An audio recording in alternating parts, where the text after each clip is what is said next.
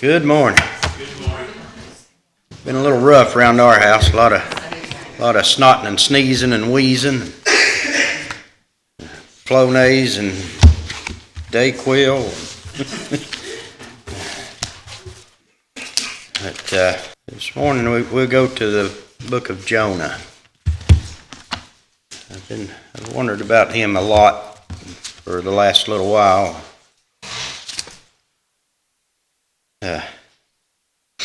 We all know the main story. He didn't do what God told him. Tried to run. God made the storm to toss the ship, and they threw him overboard. And God made the fish to swallow him up. And he finally, after 3 days and nights, he repented. And the Lord made the fish spit him back out. The Lord told him to go to Nineveh again, and he went. In a run, I imagine.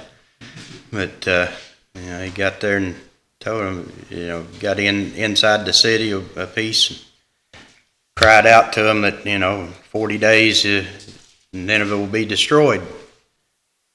And then God forgave, the people of Nineveh repented. So God decided not to destroy them. He forgave them and saw that they truly repented. It'd be a real good place to end that story, but not story, that part of the Bible there, that'd be a good place to stop. Started out bad.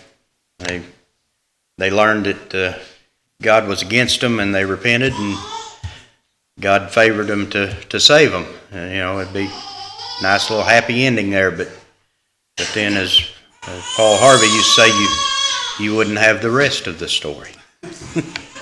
But anyway, we're going to start most on chapter 4 is where we'll be. But let's start off with a word of prayer. Dear Lord and Father, thank you for this day. Thank you for all you do for us. I ask you to watch over this class here this morning, that you would guide me to say what you want to be said, and to try to bring across the right message here, and just ask you to be with me, that I'd say what's right and what's in your will, and just open our hearts to receive what you have for us this morning, Lord. In Jesus' name, amen. Let's start. I'm going to read from chapter 3, verse 10 through chapter 4.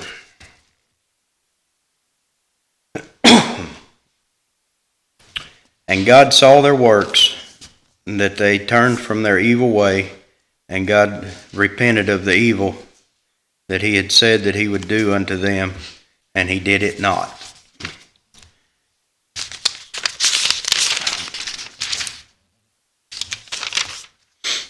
But it displeased Jonah exceedingly, and he was very angry, and he prayed unto the Lord, and said, I pray thee, O Lord, was not this my saying when I was yet in my country?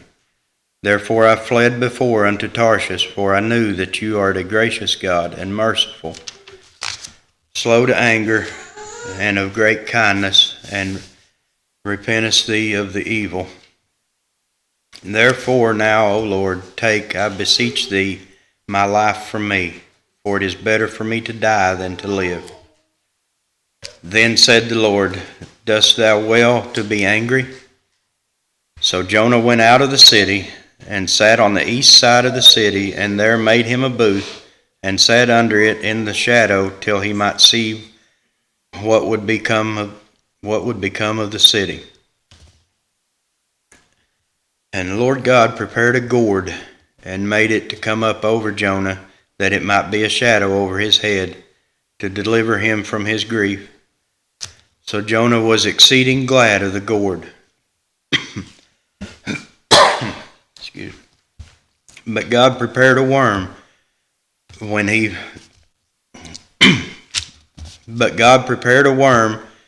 when the morning rose the next day, and it smote the gourd that it withered. And it came to pass, when the sun did arise, that God prepared a vehement east wind, And the sun beat upon the head of Jonah that he fainted, and wished in himself to die. And he said, It is better for me to die than to live. And God said to Jonah, Doest thou well to be angry for the gourd? And he said, I do well to be angry, even unto death. Then said the Lord, Thou hast had pity on the gourd, for the which thou hast not labored, neither madest it grow, which came up in a night and perished in a night. And should not I spare Nineveh, that great city, wherein are more than 60,000 persons that cannot discern between their right hand and their left hand, and also much cattle?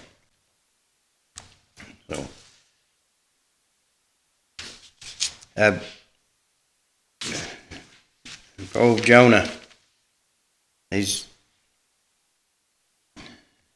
got his mind made up, which he living in a time that Nineveh was the capital of Assyria, I think it is, and they're like arch enemies to the Israelites, and he don't want to see them saved. As there's the other prophets are prophesying that the Assyrians are going to overtake the Israelites, and I used to think that Jonah was afraid to go there because they were enemies, but I imagine he was a little bit afraid of them. But I'm kind of feeling like now that he didn't want the Lord to spare them. You know, the Lord gave him the message to tell them that he was going to take them out. So, you know, Jonah thought, well, if they don't hear it, they won't turn, and God will destroy them, and we won't have to worry about them anymore. But that wasn't God's plan. But Jonah put too much emphasis on his own things, his own feelings, and his own comforts and different things like that, you know. But we can do the same thing. This new church, we've got a lot of comforts in here that we didn't have over there so much. You know, which even when we were starting to build, I told Ron, I said, when we do the bathrooms, can we put a big, taller commode in the bathroom? You know, and now if we'd have went with the small toilets, would I change churches? No. But, you know, it's if you have to use that toilet in there, it's a lot more comfortable than the one downstairs. And these pews are a lot more comfortable than what we had downstairs. But would it have been something to kept us from coming to church if we didn't have these things? If we'd never built this, I'd have still been right down there on the old red hard pew, and it would have been, you know, would have been just fine. But we get hung up on comforts a lot, and that's what Jonah's getting into his comfort stuff here, and the Lord's got to show him some things. But up to the end of verse 3 there, it's kind of goes along right in the end there, kind of goes along with the prodigal son story. And you know, the city was lost, but they repented and God saved them. God welcomed them back. But chapter 4 is like the disgruntled brother that in that story. You know, Jonah's like him. He has no compassion for Nineveh, and God doesn't like that. He wants us to be compassionate for other people, and the things we might. I listened to a commentator, and he was talking about things that we might be like Jonah with, that we care maybe too much about. You know, a lot of people around here get completely hung up on UK basketball. Or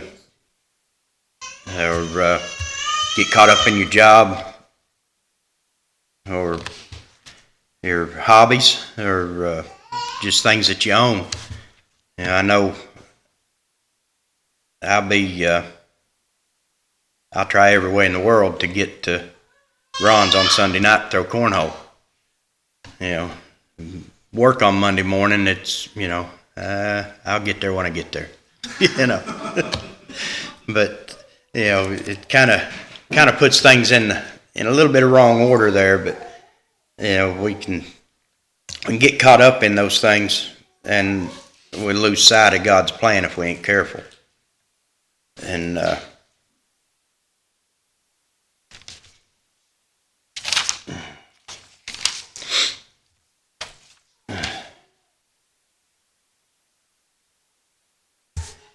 we'll start in on the verses we read here.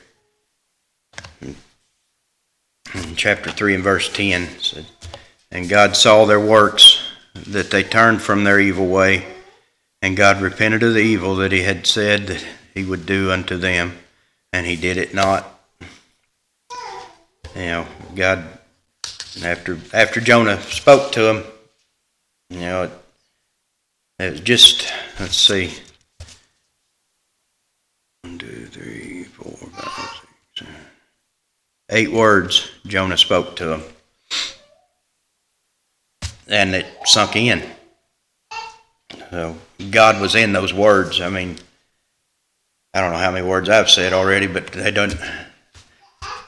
haven't meant as much as those 8 words that Jonah said to Nineveh. They just automatically repented of their evil ways and sins. God saw that, and he turned. He repented of the evil that he was going to do to them. That's like I say, that would have been a real good place to stop there, but wait, there's more. Chapter 4 and verse 1. "But it displeased Jonah exceedingly, and he was very angry."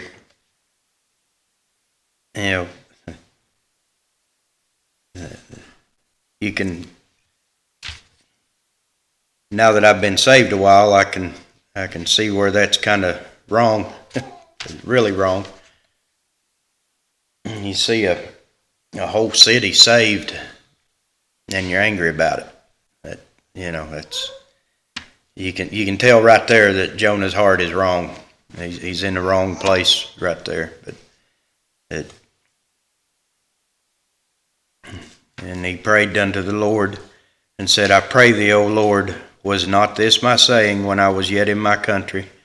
Therefore I fled before unto Tarshish, for I knew that thou art a gracious God and a merciful, slow to anger, and of great kindness, and repentest thee of the evil."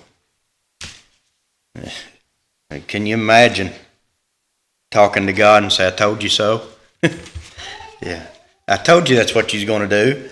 I knew just right off as soon as you told me to go talk to him, I knew you wanted to save him. I knew that's what you're going to do. That's why I wouldn't go. But it's like I say, it wasn't that he was afraid to go to Nineveh so much as he knew that God was going to save him after he talked to him. He could tell, and that kind of reveals his bad attitude. That he's where he's so wrong with it. I move to verse 3.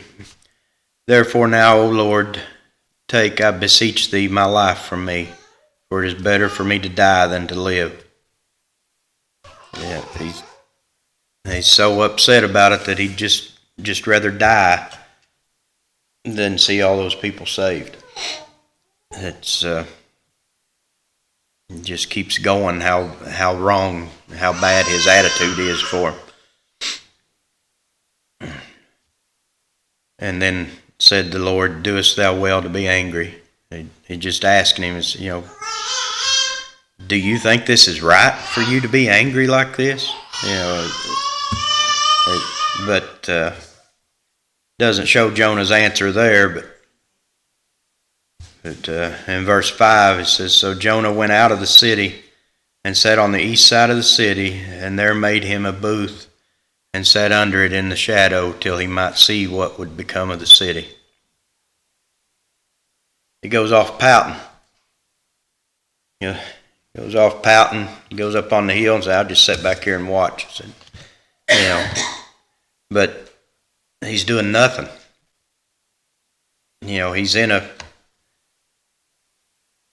a prophet and a preacher, and he's in a city with thousands of newly saved people, but he's just sitting back doing nothing. I'm not real smart, but I see there's a golden opportunity there for a man that preaches. He get in there and preach and talk and help the people do what they need to do. But now he's going to go up on the hill and pout about it and sit there and just watch, and maybe they'll fall in on themselves. Maybe they'll backslide and God will go ahead and destroy him. Find him a little spot there to watch. A commentator I listened to on this said he becomes a spectator there. And if we're not careful, we can be what he labeled as a spectator Christian. I show up to church on Sunday. That's I read my Bible when I get a chance. I do this or that. That's good enough. And we have people next door that don't know the Lord and don't witness to him. It kind of, God still loves you if you're saved and you're His. But He don't really need us to be spectators. We need to be doers and doing His work. But anyway, that's what Jonah's decided he's going to do, is just go up there and be a spectator and just see what happens. That's where he gets hung up on his comfort. In verse 6, "And the Lord God prepared a gourd and made it to come up over Jonah, that it might be a shadow over his head, to deliver him from his grief. So Jonah was exceeding glad of the gourd." Mattering far about hundreds of thousands of people getting saved, and he's happy that a gourd grew. The gourd made him comfortable. And we're not always supposed to be comfortable, I don't believe. Not too comfortable anyway. Like I say, if we're children of God, we got work to do for Him. And, like in the military, I know Joe and Josh are veterans. And was your barracks real comfortable? They weren't built for comfort, were they? No, they weren't. From what I understand, they're built for you to be ready to go and do what needs to be done. I know myself, if I go home from work and I sit down in my recliner, I'm pretty well done for the evening. If I go sit in a hard kitchen chair, I can sit there for a little while and get me a little drink and talk to Cindy a little bit, and I'll get up and go do something else. But once I sit down in that recliner, I'm pretty well done. So, if you get too comfortable, and you're not going to want to get up and do what the Lord has for you to do. So, and that's what Jonah's trying to do here. And that's a kind of like in Matthew. I'll try to turn to that one. Matthew 26 and 58.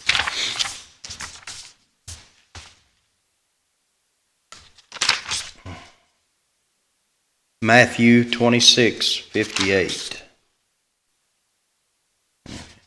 But Peter followed him afar off unto the high priest's palace, and went in and sat with the servants to see what the end.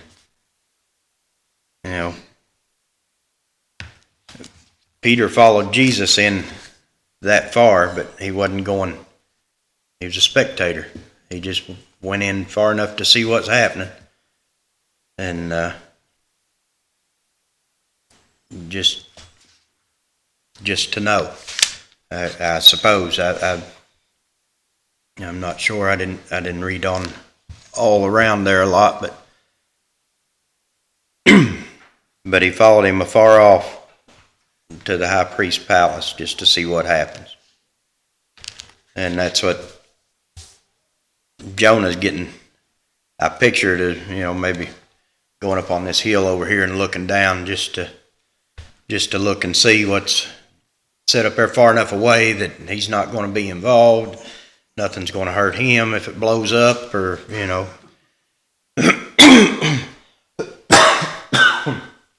excuse me. But he's just up there and probably hoping that the Lord change his mind back. Move on to verse 7. But God prepared a worm when the morning rose the next day, and it smote the gourd that it withered. And it came to pass when the sun did arise that God prepared a vehement east wind, and the sun beat upon the head of Jonah, that he fainted and wished on himself to die, and said, It is better for me to die than to live. God had to show him that, I guess, that he gave him the comfort, but he could take it away too.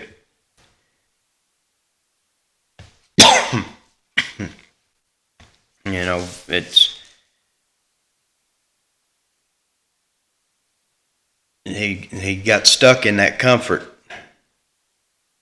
I know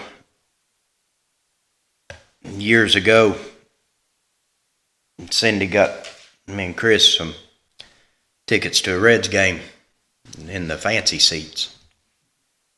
I have no idea how much those tickets cost, and I know I can't afford to do it again.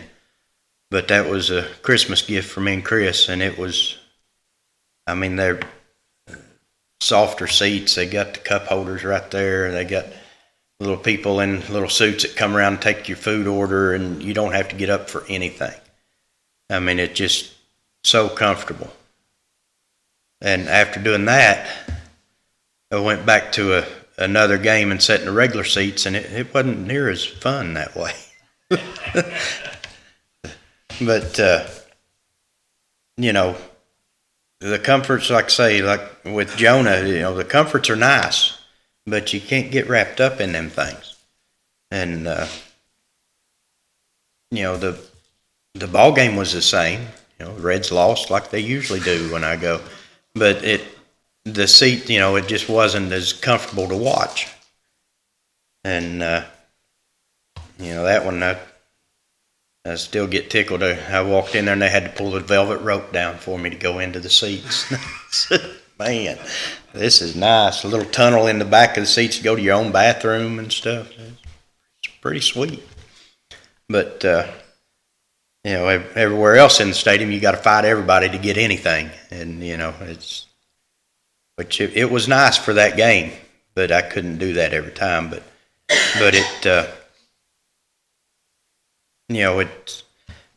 the comfort with Jonah was really important as a spectator.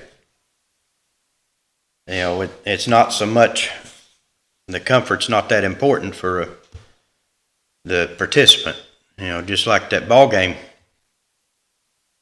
we're sitting there in them big cushy seats, and got a little shade from behind. We're feeling pretty good sitting there.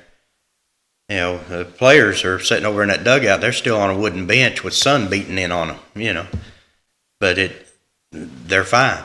They signed up for that, which they're getting paid a lot of money to sit there in that sun too. But mostly because I paid a lot of money to sit in that seat where I was at. But anyway, the comfort is more, it's the spectators got to have the comfort. The player or participant in it doesn't. You're not necessarily concerned with the comfort so much. Just like, like I was saying about the building a while ago, we got a lot of comfortable things in here, but we don't really need them to worship the Lord and serve God that way. But we like them, but we can't get plumb hung up on them. And like I say, if the air conditioner went out and we had to raise the windows, we're not going to dismiss service because the air conditioner went out. I got a couple fans. Ron's got some fans. We could make it comfortable enough. Not like we maybe want it to be, but we get by without all the comforts.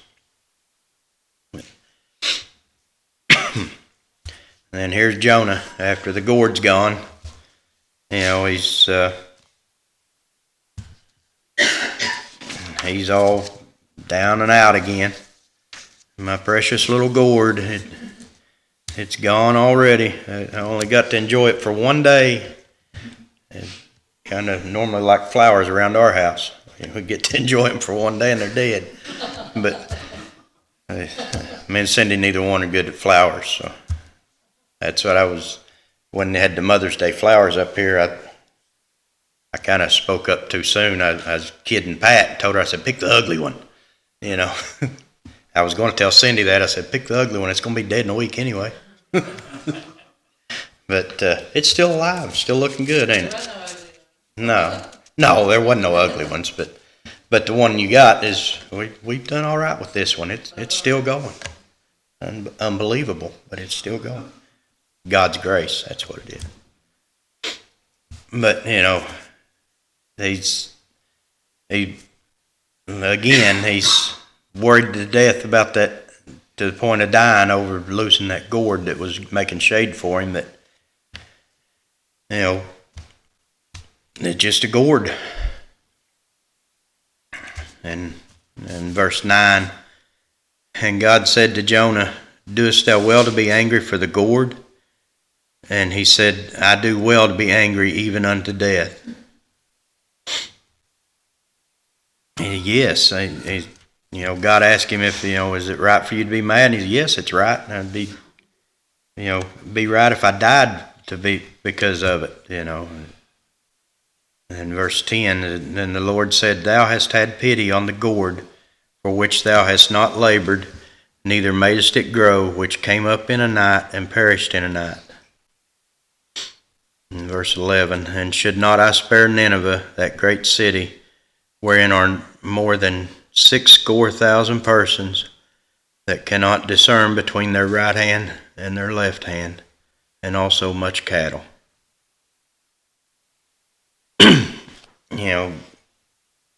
God says, you're ready to die over a gourd, and pity for that, but you didn't have anything to do with that gourd.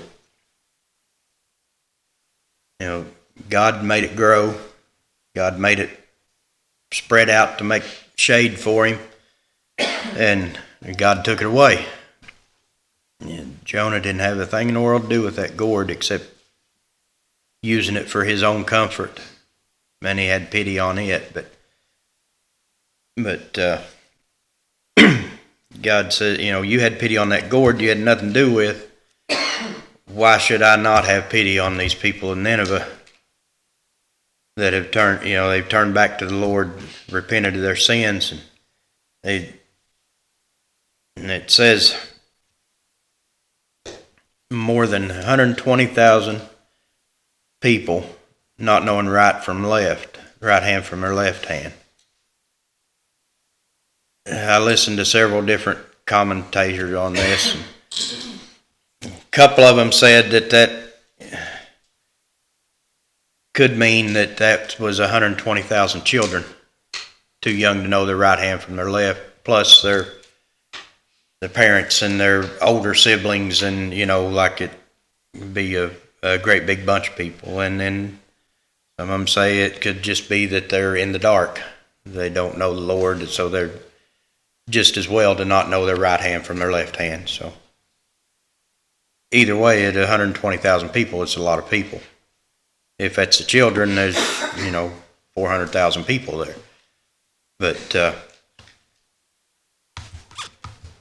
But the Lord trying to teach Jonah that he should have his compassion there instead of in the gourd that just made a shade for him for a little while. He's like I say, he was so tore up that God was going to spare them that he didn't even want to tell them in the first place. And when God done it, he tried to tell God, "I told you so. I knew I didn't want you to save them. That's why I wasn't going to talk to them." But then when God saves him, he gets mad again and goes off to pout. I've done that from time to time. I get, ain't so bad anymore, but once in a while me and Cindy have an argument.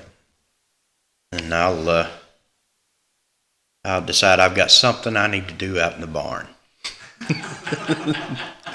There's something I need to do, so I just get out of the house and I go sit in the barn, or I will find something to do while I'm out there. But when I was a kid, I'd done that a lot. I'd go, I didn't get my way, and I'd go out in the woodshed and just sit there. I wasn't waiting on Dad that time. But I'd sit there, and after a while, I'd pick up an axe and start splitting up some firewood, get some things ready. But I'd go out there and pout for a while, and Lord forbid anybody see me eyes welling up or anything. I couldn't have that. So, but we'll do that. We'll get our mind set on how we want something to be, just like Jonah did. And nothing, if our heart's not right, nothing can turn us from that resentment to somebody else or to another thing or whatever. It's like, right now, Chris is looking at another truck. He's thinking about getting another truck.